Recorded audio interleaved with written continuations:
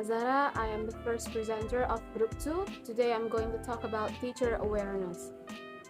In discourse analysis, teacher awareness refers to the educator's consciousness and understanding of language use, social context, and power dynamics in the classroom. It involves recognizing how language shapes meaning, influences interaction, and impacts students' learning. In order for language teachers to implement the type of classroom teaching, syllabus design, and assessment procedures proposed in this text, they need to become familiar with the basic notions underlying discourse analysis and gain some experiences with various approaches to discourse and with doing different types of discourse analysis for different purposes. Teachers who aware in discourse analysis understand the importance of language choices, cultural nuances, and how these factors affect classroom dynamics and students' engagement. This awareness enables them to adapt their communication, instruction, and interaction to create an inclusive and effective learning environment. This kind of a natural extension of the language training that well-prepared language teachers now receive in phonetics for teaching pronunciation and in lexicography for teaching a variety of skills. Both phonetics and lexicography must interact with the discourse level for full realization and adequate description. Features of the sound system such as prominence and intonation make little sense without appealing to language at the level of discourse. Likewise, the lexicography needed for speaking or writing in inextricably linked with discourse if one wishes to fully understand the semantic and pragmatic functions that are expressed in discourse via lexicogrammatical resources. Fortunately, there are a number of texts that introduce language teachers to discourse. These range from basic introduction to more sophisticated treatments. There are also some introduction to discourse analysis that are not directed exclusively toward language teacher, but which can be usefully adapted to serve the needs of language teacher. Language teachers need to be aware of how oral discourse, especially conversation, is structured and how it differs from written discourse. They need to be aware of the various genres and the text types that occur in speech and writing. They need to be aware of both the macro or top-down features that make discourse genres cohere and the micro or bottom elements that make any piece of discourse cohesive. And they need to understand that there are connections between the topics of discourse, the formats of the text, the social cultural context in which texts occur, and the linguistic forms through which given pieces of discourse are realized. They need to understand that all discourse is interactive, but that dialogic oral discourse is more interactive than monologic oral discourse, which in turn is generally more interactive than written discourse. Finally, teachers need to realize that the roles of all the participants in any spoken or written communication are crucial. Teachers incorporate relevant concepts into their teaching perspective.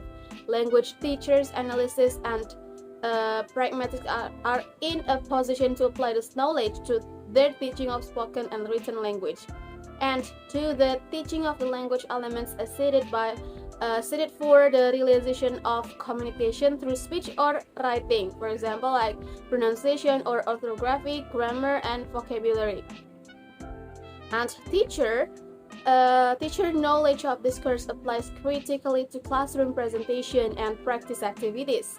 It also applies in important ways to curriculum design, materials development, and language assessment. Well, that's all from me. Thank you. Hi, my name is Fanny Tifano, and as the second speaker of Group 2, now I would like to talk about discourse, sensitive feedback, and correction.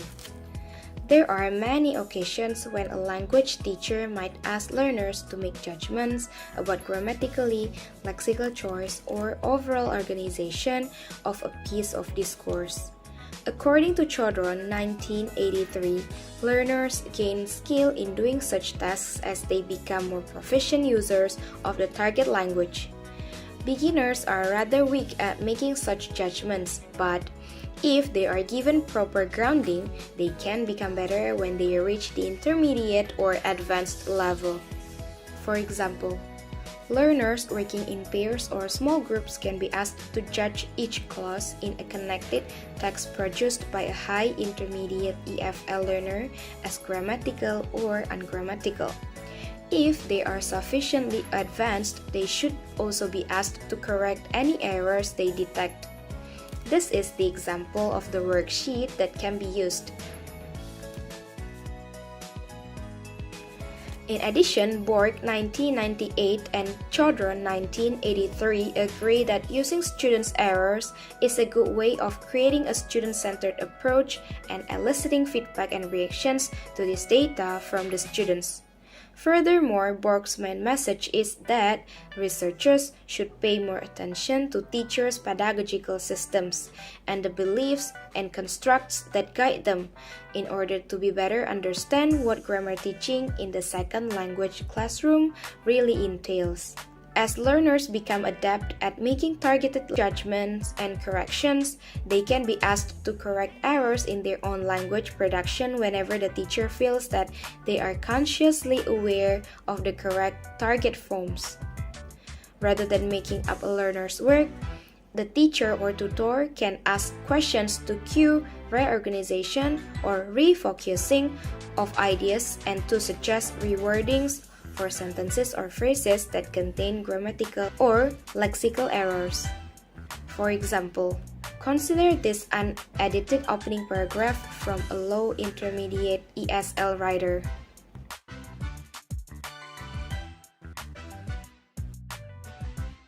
As part of comprehensive feedback, a sheet attached to the essay can guide content reconsiderations and suggest rewordings that the learner can refer to when writing the second draft.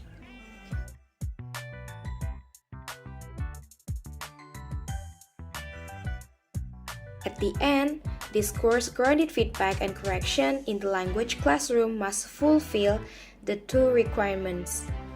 First, they should provide students with a better understanding of how language areas and discourse and pragmatic considerations may interact in their classrooms activities.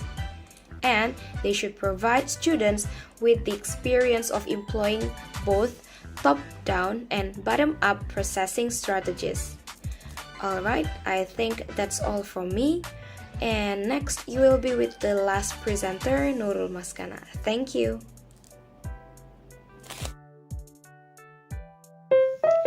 Assalamualaikum, good morning. I'm Nurul Maskana, the last presenter of Group 2. In this video, I would like to talk about teacher self-examination of pedagogical discourse and reflective language teaching. Without further ado, let me begin. Alright, the first one is teacher self-examination of pedagogical discourse. This refers to teachers critically reflecting on their own language use and communication style in the classroom.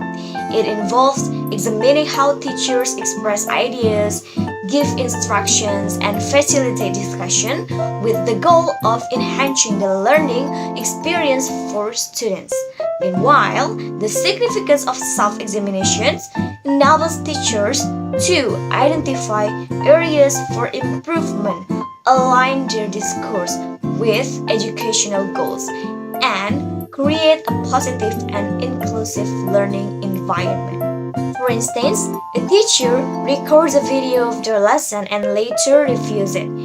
During the self-examination, the teacher notices that they tend to dominate the discussions. As a result, for the self-examination, they make a conscious effort to allow more student input, fostering a more student-centered learning environment. Now, let's discuss about reflective language teaching. Reflective language teaching involves teachers engaging in ongoing self-reflection on their teaching practices.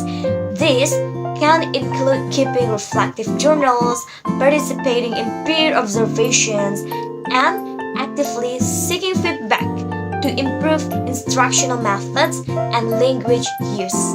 And the significance of reflective practices contribute to continuous professional development, allowing teachers to adapt and refine their teaching strategies based on their experiences and student needs. Now, let's take a look on the example of reflective language teaching. For example, at the end of each week, a language teacher writes a reflective journal entry.